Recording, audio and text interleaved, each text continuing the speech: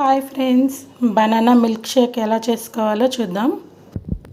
చూడండి ఫ్రెండ్స్, బనానాని చిన్న చిన్న పీసులుగా కట్ చేసుకున్నాను.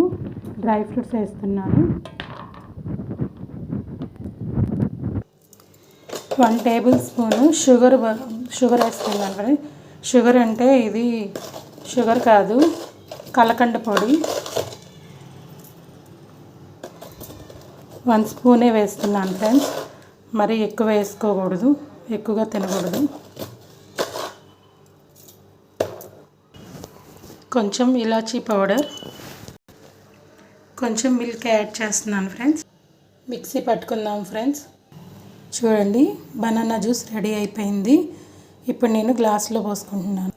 గ్లాస్ని ఈ విధంగా అషెస్తో డెకరేట్ చేసుకున్నాను.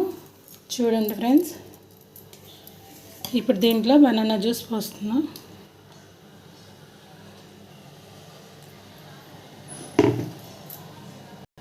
దీనిపైన లైట్గా హార్లిక్స్ వేసుకోండి, చాలా బాగుంటుంది.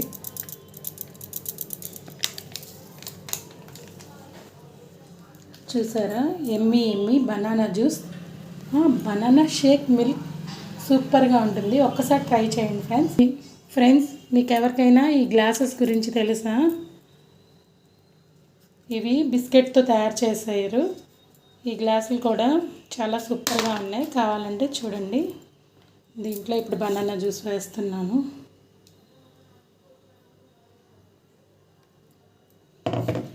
ఇది తాగొచ్చు, తినచ్చు. 2 in 1. బాగుంది కదా.